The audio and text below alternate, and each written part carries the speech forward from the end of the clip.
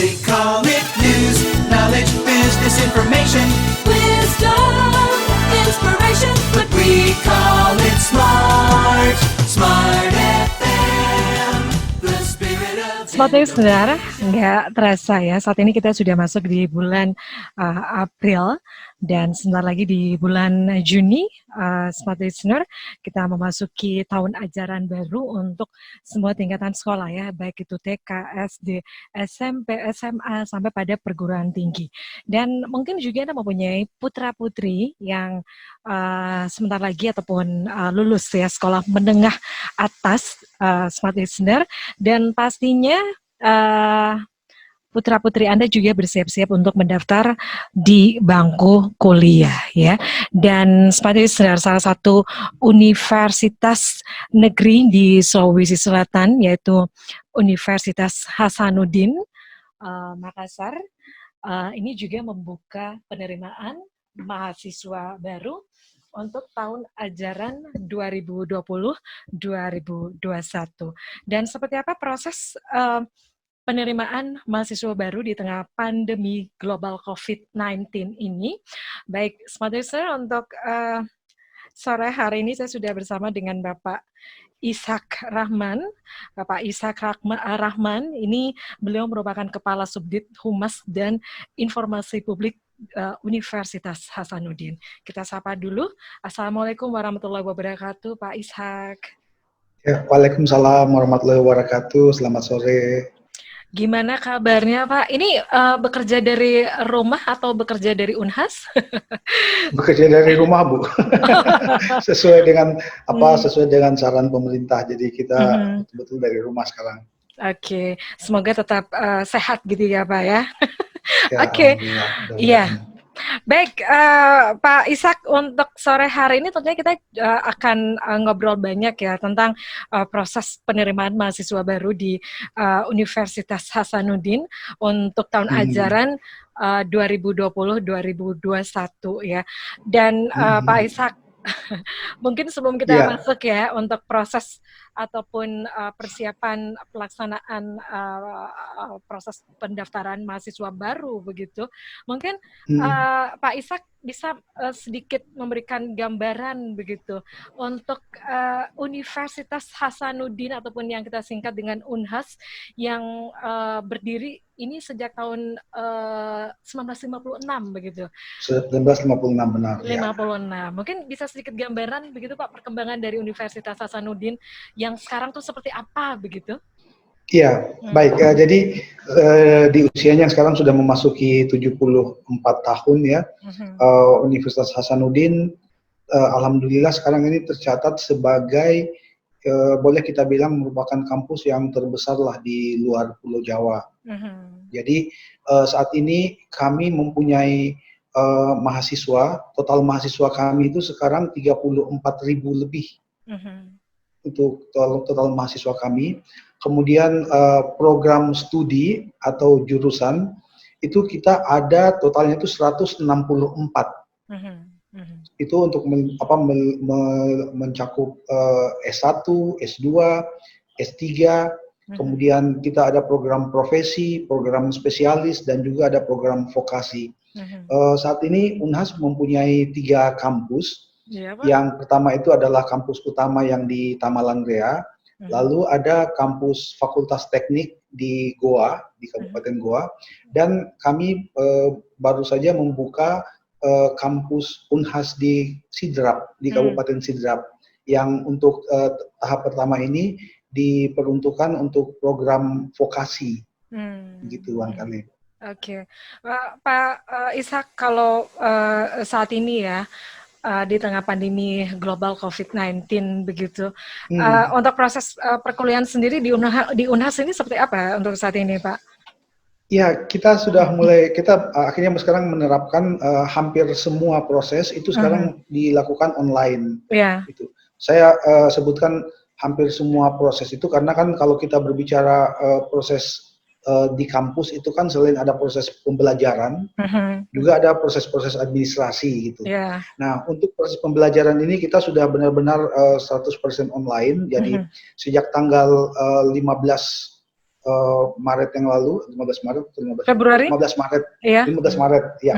Sejak 15 Maret yang lalu kita sudah menerapkan belajar dari rumah. Jadi semua mahasiswa kita itu melaksanakan interaksi proses pembelajaran dengan dosennya itu semua dilakukan dari rumah. Kemudian aktivitas administrasi juga kita batasi, di mana sekarang ini tenaga administrasi di setiap unit itu diatur waktu kerjanya dan mungkin sih dalam 1-2 hari ini karena kan kita akan ada PSBB ya, mungkin pembatasan itu akan lebih ketat lagi gitu karena sesuai dengan ketentuan kan kita diminta untuk tidak lagi melaksanakan aktivitas di kantor untuk sementara waktu gitu. Tapi tetap saja karena ada beberapa bagian kecil yang itu perannya sangat strategis dan kecil kemungkinan mereka bisa berhenti sama sekali. Jadi walaupun mereka bekerja dari rumah, mungkin 1-2 akan tetap ada yang ke kampus juga gitu. Ke kampus ya, tidak benar-benar harus bekerja dari rumah gitu ya, tapi sesekali harus ke kampus gitu ya. Karena ada tapi kalau dosen mahasiswa 100% kampus dari rumah lah gitu. Kecuali admin gitu ya, administrasi. Bagian administrasi itu pun admin yang strategis. Oh ya. Tidak semua admin gitu, hanya kecil sekali barangkali. Oke, baik Pak Ishak untuk saat ini ya, kita udah ada di bulan 4 ini Pak, di bulan April, dan ini sebentar lagi kita masuk di tahun ajaran baru untuk semua tingkatan sekolah begitu.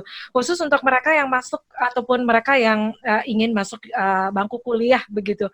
Untuk penerimaan mahasiswa baru di Universitas Hasanuddin sendiri, seperti apa Pak untuk tahun ajaran 2020-2021 ini?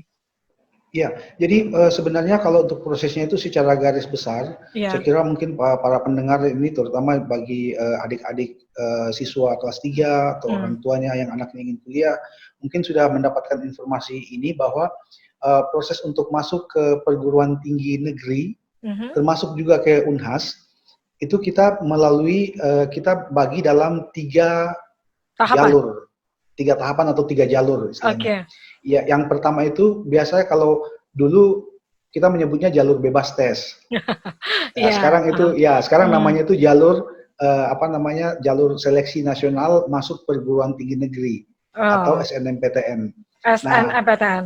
SNMPTN. Kalau untuk jalur ini itu sudah selesai karena memang kemarin sudah dimulai sejak bulan November. Proses seleksinya jadi mulai pengusulan dari sekolah, penginputan data dan sebagainya itu sudah selesai, dan kita pada tanggal 8 April yang lalu itu telah mengumumkan hasilnya. Sekarang ini kan proses-proses itu dikoordinasi oleh suatu lembaga tingkat nasional namanya Lembaga Tes Masuk Perguruan Tinggi, kita biasa singkat LTMPT. Total dari yang diterima berapa Pak? Untuk jalur kita di Unhas itu kami menerima 1.569 itu untuk jalur undangan kemarin. Jadi kita sekarang itu mereka sudah dinyatakan diterima sebagai calon mahasiswa, statusnya masih calon mahasiswa karena mereka masih harus registrasi ulang. Masih banyak hal yang harus dipenuhi gitu ya. Sebenarnya tidak banyak lagi, tinggal melakukan registrasi, verifikasi, kemudian penentuan UKT atau uang kuliah nanti mereka bayar berapa gitu.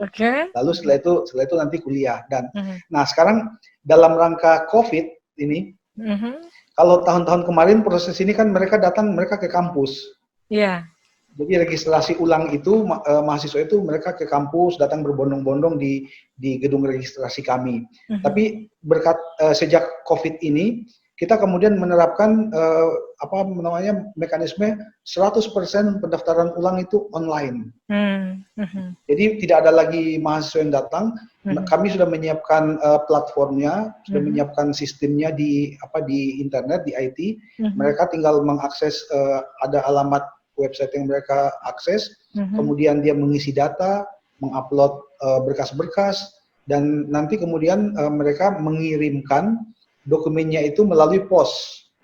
Dokumen asli dikirimkan melalui pos, jadi tidak ada lagi persentuhan langsung begitu. Jadi apapun informasi yang calon mahasiswa ini inginkan ataupun ingin dapatkan itu semuanya itu ada di situ ya, di Ada, website sudah khusus ada gitu ya. di websitenya, iya Iya, benar. oke. Bisa search. Sekarang kita masuk untuk jalur penerimaan ataupun Yang kedua, pendaftaran SBMPTN 2020. SBMPTN, iya benar. Itu singkatan dari? Betul. Seleksi bersama masuk perguruan tinggi negeri. Oke, ini prosesnya seperti Ya. apa, Pak Ishak? Nah, jadi kalau SBMPTN ini dia itu kita biasa secara awam itu kita istilahkan sebagai jalur tes. Jadi siswa-siswa yang tidak berhasil kemarin di jalur SNMPTN, ini mereka terbuka peluang untuk mendaftar masuk ke perguruan tinggi negeri termasuk ke Unhas dengan melalui jalur ini. Caranya nanti mereka harus mengikuti dulu UTBK. UTBK, apa itu Pak? UTBK itu adalah ujian tulis berbasis komputer. Jadi mereka akan mengikuti UTBK dan setelah mengikuti UTBK itu dia kemudian mendaftar di universitas untuk melihat apakah dia bisa memenuhi syarat untuk masuk di universitas tersebut gitu. Ini agak beda gitu ya untuk pendaftaran dari beberapa tahun lalu begitu ya Pak Ishak ya? Iya, mekanisme ini baru berlaku 2 tahun. Ini 2 tahun yang lalu. Tahun kedua, iya, 2 tahun yang lalu. Ini tahun kedua kita menggunakan sistem UTBK ini. Sebelumnya itu hanya SBMPTN saja. Jadi kalau yang lalu-lalu itu siswanya dia mendaftar SBMPTN, pilih jurusan, pilih universitas, lalu tes. Iya. Kalau sekarang? Kalau sekarang enggak, sekarang tes dulu. Tes dulu. Dia tes dulu, namanya UTBK. Setelah tes itu dia akan mendapatkan nilai. Oke. Nah, setelah mendapatkan nilai, dia kemudian bisa mengira-ngira, oh kalau nilai saya begini, berarti saya ini bisanya masuk di sini ini. Gitu. Ya, kira-kira dia bisa mengira-ngira seperti itu gitu. Pak Isa, kalau zaman dulu gitu kan, kalau zaman dulu tuh kan biasanya kita memilih 2 jurusan gitu kan. Memilih 2 jurusan. Pada saat pendaftaran kita memilih 2 jurusan. Tapi kalau pada saat sekarang ini kan ujian tulis dulu gitu kan. Ujian tulis dulu baru nanti mendaftar di universitas. Itu bisa milih 2 jurusan juga, Pak? Atau satu aja? Betul. Jadi dia sistemnya sama. Dia bisa memilih. Jadi kan sekarang itu sama seperti yang lalu. Kalau dulu kan kita namanya IPA IPS campuran. Iya Pak. Ya. Ya sekarang itu sama. Sekarang sama, cuma istilahnya beda. Sekarang namanya Saintek, Soshum, dan campuran. Jadi Saintek itu adalah sains dan teknologi. Kemudian kalau Soshum itu sosial humaniora. Lalu kemudian campuran. Nah, pada saat memilih, siswa itu bisa memilih maksimal 2 prodi. Bisa dia memilih 2 prodi itu di universitas yang sama, atau dia bisa memilih prodi yang sama. Misalnya saya pilih prodi katakanlah misalnya prodi X gitu ya. Saya memilih prodi X di universitas A dan universitas B. Itu boleh gitu. Jadi dia bisa memilih misalnya yang penting dia memilihnya 2 prodi. 2 prodi. 2 prodi. 2 prodi. Maksimal.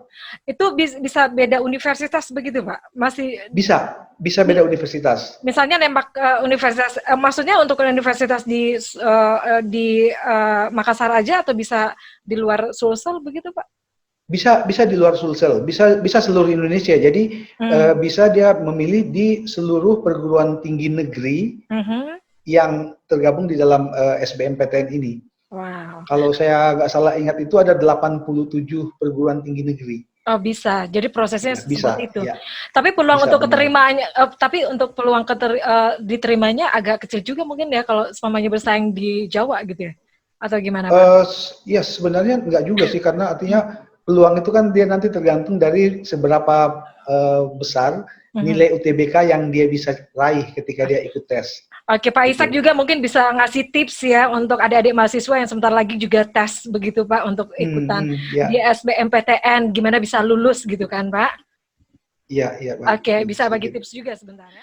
Baik, terima kasih semua listener. Anda masih bersama kami di spesial program untuk hari ini, masih talk show bersama dengan Bapak Ishak Rahman, Kepala Subdit Humas dan Informasi Publik dari Universitas Hasanuddin Makassar. Dan kami juga masih mengundang Anda sebagai listener untuk bisa berinteraksi bersama kami. Untuk Anda yang mau nanya-nanya nih untuk proses penerimaan mahasiswa baru untuk tahun ajaran 2020-2021 di Universitas Hasanuddin, ini seperti apa sih prosesnya, apalagi di pandemi global COVID-19 untuk saat ini.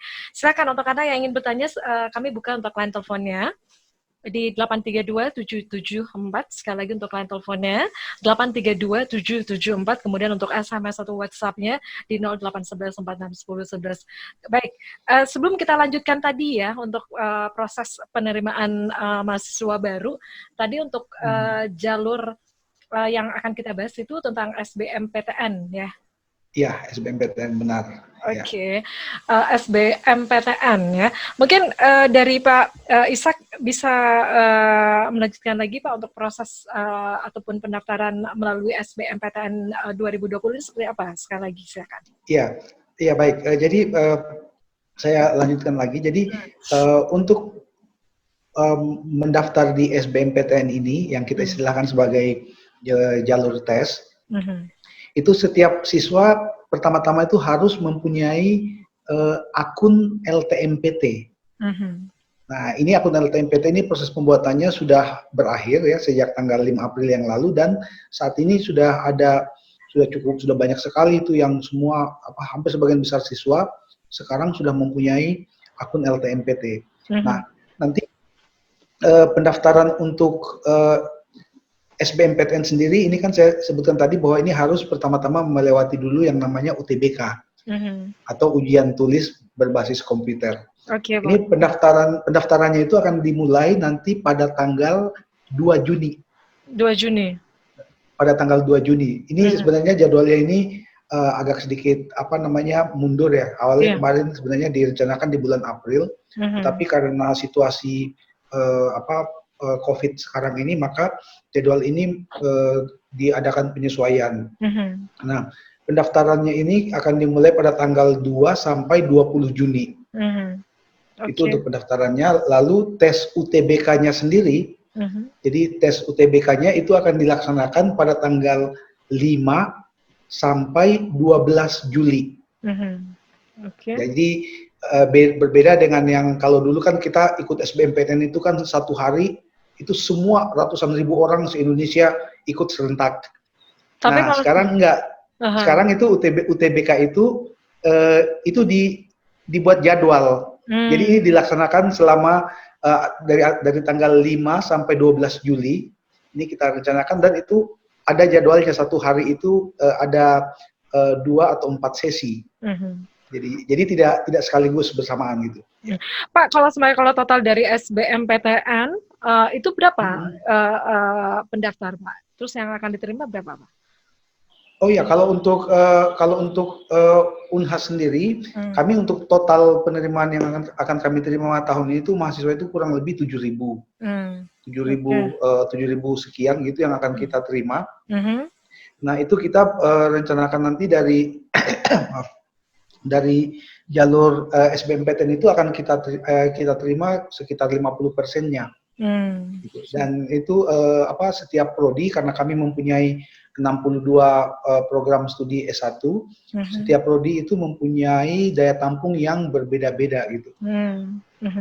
Oke. Pak, kemudian ya untuk tes yang dimulai tanggal 15 sampai 12 Juli, kemudian untuk hasilnya sendiri itu kapan Pak? Ya, itu akan diumumkan pada tanggal 25 Juli. 25 Juli. Jadi 25 Juli itu nanti akan kita umumkan. Tapi sekali lagi, ini adalah rencana jadwal kita. Yang jadwal ini adalah sudah dikonsultasikan dari jadwal dari LTMPT. Kita tetap saja perlu mengantisipasi kemungkinan perubahan. Siapa tahu lagi. Karena kita kan sementara ini berada dalam situasi yang penuh ketidakpastian, dan kita harus selalu berubah gitu. Kita harus selalu berubah. Nah, ini sekarang yang kita lakukan gitu.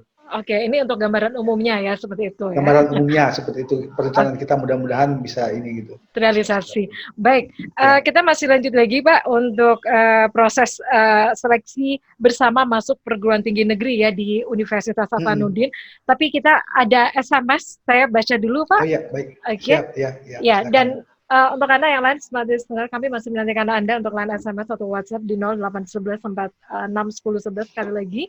Untuk line telepon di 832774. Baik, saya akan baca ini dari Intan di Sungguh Minasa. Pak Ishak mau nanya, bagaimana mekanisme pendaftaran di masa pandemi corona ini? Nah, ini untuk pertanyaan yang pertama, Pak Ishak. Silakan. Ya, baik. Seperti yang saya katakan tadi, jadi untuk saat sekarang ini semua proses itu kita lakukan online. Nah, kita lakukan online. Kemudian jadwal untuk UTBK, kalau untuk UTBK yang lalu itu kan kita lakukan itu masih ada pertemuan fisik, dan tahun ini juga sebenarnya itu rencananya masih ada pertemuan fisik. Itu kita belum mengetahui bagaimana kelanjutan dari kondisi darurat sekarang. Kalau misalnya kondisi darurat ini bisa berakhir dalam waktu yang cepat, mudah-mudahan kita bisa nanti melaksanakan proses yang kita rencanakan ini untuk ujiannya itu pada tanggal 5 Juli, seperti yang lalu-lalu. Tapi jika seandainya kondisi situasi ini berkepanjangan, ada kemungkinan akan dilakukan langkah untuk membuat mengubahnya untuk menjadi online juga begitu. Jadi untuk hal itu kita saat sekarang ini belum bisa memberikan jawaban kira-kira apakah akan tetap dilakukan online atau akan ada ujian di tempat tertentu gitu. Tapi kita melihat perkembangan situasi. Yang jelasnya itu kalau untuk jadwal sekarang kita berharap bahwa pada tanggal 5 Juli nanti situasi sudah pulih dan mudah-mudahan kita bisa lakukan ini seperti yang dalam keadaan normal. Ya, sesuai yang dijadwalkan begitu Pak ya. Ya, benar. Baik, kita beralih untuk SMS berikutnya. Ini dari Dirman di Abdullah Deng Silwa. Ini mau nanya nih, apakah kuota mahasiswa baru di Unhas itu tetap atau dikurangi menyusul adanya wabah corona yang belum pasti kapan berakhirnya? Ya, baik. Terima kasih Dirman. Jadi kalau untuk kuota, karena kuota ini kan atau daya tampung ini kan sebenarnya sudah kita tetapkan sejak tahun lalu, sejak akhir tahun 2019. Jadi waktu itu kan kita belum ada bayangan sama sekali ya bahwa akan ada pandemi, akan ada COVID gitu. Jadi sebenarnya kalau dibanding tahun sebelumnya ada sedikit penambahan daya tampung yang diterima oleh Unhas gitu untuk tahun ini. Jadi kita tidak melakukan pengurangan karena ada COVID, tapi kita memang ada penambahan karena memang sejak tahun lalu itu sudah diputuskan daya tampung tersebut. Nah, berkaitan dengan daya tampung ini juga perlu saya sampaikan barangkali kepada para pendengar. Unhas itu setiap tahun kami terus terang itu selalu berada dalam situasi yang kayak gimana, kayak kurang nyaman, bukan kurang nyaman sih, tapi perasaan gimana gitu, karena begini Mbak, setiap tahun kami itu hanya menerima 8% dari jumlah pendaftar. Jadi misalnya yang mendaftar 100, yang kita terima itu hanya 8. Oke. Gitu. Ya, Pak. Itu karena memang daya tampung kita seperti itu. Maksudnya setiap tahun itu peminat masuk Unhas itu lumayan tinggi. Peminatnya. Jadi sebagai gambaran misalnya tahun lalu yang mendaftar ke Unhas itu ada 128.000. 128.000. Tapi 128.000 siswa. Tapi yang bisa kami terima itu hanya 6.300. 6.300. Itu dari 6.300 itu dari berbagai wilayah begitu Pak ya? Iya, dari bukan hanya dari Sulawesi ya, dari Sabang sampai Merauke. Itu secara keseluruhannya. Secara keseluruhan, iya. Oke. Gitu. Baik, kita ada SMS berikutnya, saya coba baca lagi. Baik. Oke, WhatsApp ya. di 0811 4610 11. Sekali lagi untuk Anda yang lain smart listener, kami masih menantikan Anda juga untuk ingin bergabung. Mungkin Anda juga ingin bertanya ya untuk proses penerimaan mahasiswa baru di Universitas Hasanuddin Makassar untuk periode 2020-2021. Baik, saya yang berikut dari Indah di Minasaupa, bagaimana pihak UNHAS memastikan protokol social distancing dan physical distancing ini berjalan selama masa pendaftaran mahasiswa nanti, Pak? Sejauh ini persiapannya bagaimana agar kami tidak was-was katanya? Ya, baik. Jadi apa yang bisa saya sampaikan bahwa sekarang itu sudah kita lakukan, sudah kita terapkan di masa pendaftaran ulang untuk yang lulus melalui jalur undangan. Ini semua mereka sudah 100% online. Jadi kami sudah menyampaikan kepada mereka bahwa nanti kita akan bertemu, mereka akan bertemu dengan dosennya, akan bertemu dengan staf administrasi nanti, dengan senior-seniornya, itu nanti pada saat penerimaan mahasiswa baru, pada saat hari pertama kuliah, gitu. Untuk itulah kita akan mulai ini, ya. Untuk pembagian jas alma maternya? Ya, jadi ya mungkin mereka nanti datang dua hari lah sebelumnya gitu, sebelum kuliah gitu, untuk mencari jas alma mater, karena kan sekarang mahasiswa untuk jas alma mater mereka cari sendiri. Oh gitu. Jadi mereka tidak lagi misalnya kampus yang menyiapkan, itu enggak, mereka sekarang bisa mencari sendiri. Oh begitu Pak. Saya kira memang semuanya disiapkan di kampus gitu, beli di kampus begitu. Oh enggak, kalau untuk jas alma mater itu mahasiswanya mereka mencari sendiri. Biasanya sih ada misalnya lembaga kemahasiswaan atau ada koperasi kampus yang misalnya berinisiatif itu, tapi itu atas inisiatif sendiri. Jadi tidak ada lagi bahwa dia harus membeli atau harus diambil yang disiapkan oleh kampus, enggak gitu. Karena begini, karena kan biasanya ada mahasiswa yang dia itu mungkin kakaknya dulu alumni UNHAS, jas alma maternya masih ada misalnya kan. Oh boleh. Atau mungkin dia ada teman atau tetangga gitu, daripada nggak dipakai, karena jas alma mater itu kan nggak mungkin kita pakai pergi ke pesta kan. Iya.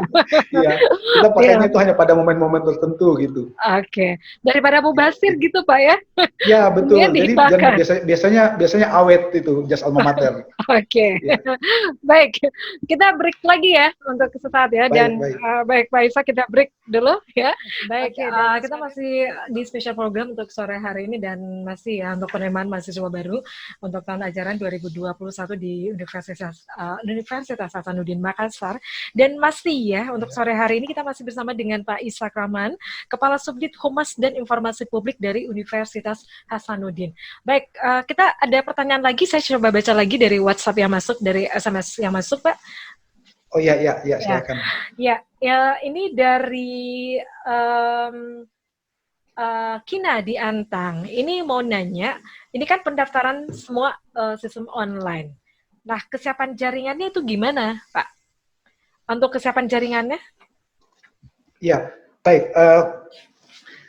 Jadi terima kasih. Jadi ini untuk kesiapan jaringan ini, jadi saya perlu sampaikan itu, di UNHAS sendiri kita terus terang ketika awal wabah kemarin dan kemudian kita harus melakukan belajar dari rumah, itu kami memang sempat mengalami overload jaringan. Jadi jaringan sempat down. Tapi seiring waktu, karena kita belajar cepat dan kita kemudian melakukan pembenahan dengan cepat, alhamdulillah ini kemudian mulai dapat kita atasi gitu.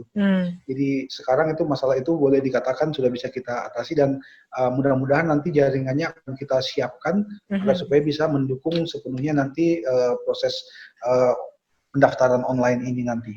Baik, itu dari Kina ya. Kemudian ada SMS berikutnya, ini dari Hubertu ya, dari Hubertu. Saya mendengar streaming dari NTT. Apakah kota penerimaan di UNHAS itu hanya untuk mahasiswa di Sulawesi Selatan, atau mahasiswa dari daerah lain bisa untuk ikut mendaftar? Untuk peserta dari daerah lain, apakah ada persyaratan khusus? Dari Hubertu, Pak. Ya, jadi salam Hubertu dari Makassar ya, ke teman-teman di NTT. Ya, jadi begini, UNHAS tidak membatasi bahwa dia harus daerah tertentu. Kemudian juga tidak ada perlakuan atau persyaratan yang berbeda. Jadi untuk jalur SBMPTN ini kita menggunakan standar atau menggunakan persyaratan yang sama dengan berbagai macam perguruan tinggi negeri yang lain di Indonesia, kecuali mungkin yang agak beda itu kita kalau dengan universitas yang mempunyai program studi pendidikan. Seperti kalau di Makassar itu seperti UNM, yang dulu kan IKIP, sekarang dia menjadi UNM atau Universitas Negeri Makassar.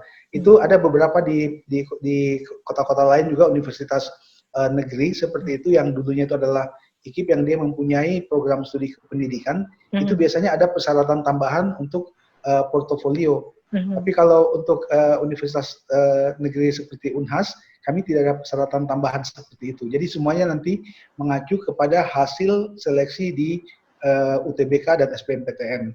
Oke, saya kira cukup ya untuk Huberto, ya, salam untuk teman-teman di NTT. Baik, kita lanjut lagi nih Pak Ishak. Pak Ishak tadi seperti diinformasikan bahwa untuk penerimaan mahasiswa baru khusus untuk jalur SBMPTN itu 6.300 Pak ya? Tahun lalu. Tahun lalu. Yang kami terima tahun ini kita 7.000 lebih, saya tidak ingat pasti jumlahnya gitu. Oke. Jadi kalau selamanya setelah tes tertulis begitu, para calon mahasiswa ini mendapatkan nilainya, nanti prosesnya seperti apa selanjutnya, Pak? Iya, jadi setelah mereka di tes tulis, lalu kemudian mendapatkan nilai, lalu kemudian itu akan diseleksi atau akan dievaluasi oleh LTMPT dan kemudian dikonsultasikan dengan perguruan tinggi masing-masing yang akan menerima, dan nanti kami akan tinggal menerima hasil yang akan diumumkan secara serentak itu pada tanggal 25 Juli. Itu rencana awal kita seperti itu pada tanggal 25 Juli itu. Seperti diinformasikan tadi Pak, ada 2 jurusan yang bisa dipilih, begitu Pak ya? Iya. Itu seperti apa? Setelah nanti mengikuti UTBK, mendaftar UTBK dan SBMPTN itu siswa memilih 2 jurusan maksimal, bisa di universitas yang sama atau bisa di universitas yang berbeda gitu. Nah, ini nanti prosesnya ini semua akan berlangsung online. Jadi proses pendaftaran, proses memilih jurusan itu semuanya akan berlangsung online. Dan saya barangkali mungkin perlu menyampaikan nanti kepada teman-teman, kepada adik-adik siswa yang akan mendaftar ini bahwa nanti kalau misalnya sudah mendaftar online itu kan di akhir pendaftaran nanti itu akan ada kartu peserta. Yang menunjukkan bahwa dia adalah peserta SBMPTN misalnya. Nah, ini kartunya ini mohon kalau bisa nanti disimpan, di print gitu, disimpan karena jangan sampai misalnya hilang atau tidak bisa didapatkan, karena kami mendapatkan yang kemarin itu banyak peserta SNMPTN yang dia nggak tahu kartunya dia simpan di mana gitu. Padahal itu kan sebenarnya online, bisa sebenarnya dia save atau dia simpan di handphonenya atau dia simpan di laptopnya gitu. Itu sebaiknya disimpan supaya nanti tidak menyulitkan kalau dia akan pendaftaran ulang, hasil pengumuman dan pendaftaran ulang nantinya. Oke, jangan sampai tercecer gitu ya. Ya. Oke, itu untuk jalur seleksi bersama masuk perguruan tinggi negeri. Kemudian jalur yang ketiga nih Pak, jalur mandiri. Jalur mandiri. Ya, ini jalur mandiri. Oke, baik. Jadi di Unhas jalur mandiri kami itu sebenarnya terdiri dari tiga sub jalur lah kalau kita bisa istilahkan gitu. Jadi ada tiga macam, ada 3 pilihan, kita bisa memilih yang mana. Yang pertama itu jalur non subsidi. Nah, karena jalur non subsidi, maka teman-teman bisa membayangkan tentu nanti ini uang kuliahnya atau biaya kuliahnya itu akan sedikit lebih tinggi dibanding kalau dia masuk melalui jalur SBMPTN dan jalur SNMPTN. Gitu. Nah, kemudian yang kedua, ada kami namanya jalur prestasi olahraga, seni, dan keilmuan. Ini khusus untuk menampung, jadi persyaratan utama di jalur ini adalah siswa itu mempunyai prestasi. Hmm. Prestasi olahraga, prestasi seni, atau prestasi di bidang keilmuan, dan itu harus levelnya nasional. Misalnya dia pernah juara di perlombaan atletik di tingkat nasional misalnya, PON ya? atau mungkin mewakili Sulawesi Selatan lah begitu. Ya, jadi dia bisa bisa mempunyai prestasi itu, misalnya itu di bidang seni, atau di bidang keilmuan, itu yang nanti akan dibuktikan dengan ada nanti proses verifikasi untuk membuktikan prestasi tersebut. Dan yang ketiga, ini jalur mandiri Unhas juga, yang ini merupakan salah satu inovasi yang dilakukan oleh Unhas, itu kami sebut sebagai jalur ketua OSIS. Jalur ketua OSIS, namanya jalur kepemimpinan. Jadi syaratnya untuk bisa ikut di sini itu dia harus merupakan ketua OSIS. Ini adalah salah satu inovasi yang dilakukan oleh Unhas gitu, kami lakukan 2 tahun lalu.